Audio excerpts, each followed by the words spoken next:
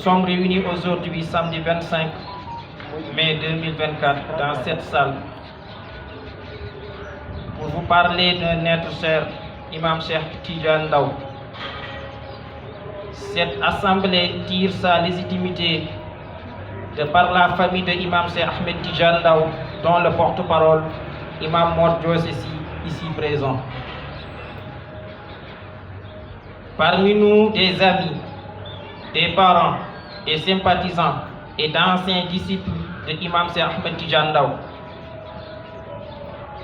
Nous n'avons pas la prétention d'être les plus fidèles durant le parcours combien riche de Imam, mais nous avons le mérite d'être présents dans les moments difficiles qu'il traverse. Notre rôle ne saurait prendre les contours d'un réquisitoire à charge contre Imam Cheikh Ahmed Tidiane Ndao sur la place publique. Imam a fréquenté l'école de Tivaouane auprès des plus illustres maîtres coraniques de son temps. Après sa formation, il s'est attelé à partager son savoir à travers des générations d'apprenants. Sa science et son érudition a fini de séduire le milieu des savants islamiques. Il a formé, éduqué, façonné, accompagné et pressé la bonne parole auprès des jeunes comme des moins jeunes, de tout âge et de toutes conditions. Nous le savons tous aujourd'hui, Imam Ndao est dans les liens de la détention depuis 3 jours maintenant. Après une audition et un retour de parquet, Imam Ndao et son co-détenu seront présentés aux juges le lundi 27 mai 2024 à 8h au tribunal de Dakar, salle 1. Que reproche-t-on à Imam Cheikh Ahmed Tidiane Ndao? Rappel des faits. Dans une de ses émissions presse adossée à l'actualité, il a fait un réquisitoire de la propagande LGBT dans notre pays. Sa pédagogie, par l'exemple, l'a amené à étayer ses propos par des épisodes qui se sont déroulés. En commentant l'actualité liée au discours pro-LGBT de M. Malenso à l'université de Dakar, Imam Ndao a voulu attirer l'attention de M. Ousmane Sonko, qui était dans cette manifestation en tant que chef de parti politique. Dans son commentaire, le presseur a fait un rappel de certaines accusations sur M. Ousmane Sonko tirées de chroniques judiciaires. L'argumentaire de l'imam Ndao,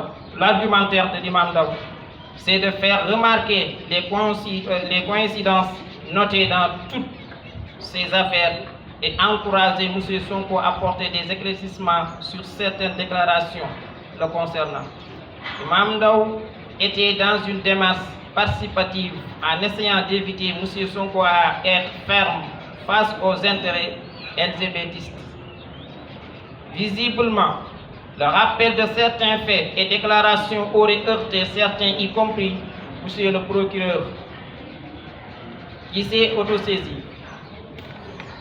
Ainsi, il est reproché à Imam Cheikh Ahmed Tidiane Ndao d'avoir fait une offense au Premier ministre. Encore que M. Ousmane Sonko était à l'UCAD en tant que président du parti politique PASTEF et non en tant que Premier ministre. Quoi qu'il en soit, le procureur a livré Imam Cheikh Ahmed Tidiane Ndao au juge qui devra statuer sur son sort lundi. Nous lançons un appel solennel aux autorités de notre pays à faire preuve de discernement et de tolérance. Imam Cheikh Ahmed Tidiane Ndao n'avait pas ni n'a eu l'intention de diffamer personne, encore moins M. Ousmane Sonko. Il a voulu appuyer son argumentaire que de supposées affaires qui se sont passées dans ce pays. Tout ce que Imam Cheikh Ahmed Tidiane Ndao a dit dans sa presse est disponible dans plusieurs endroits. Les Sénégalais ont voté massivement pour le nouveau régime, pour une justice équitable. Si dans un pays, la place d'un journaliste n'est pas en prison, celle de l'imam l'est beaucoup plus. La famille de l'imam, ses proches, ses amis et sympathisants ont hâte de retrouver les presses du maître. Nous espérons une libération rapide et sans condition qui garantisse sa dignité et préserve son rang. Nous appelons les autorités de la République de reconsidérer leur position par rapport à ce dossier.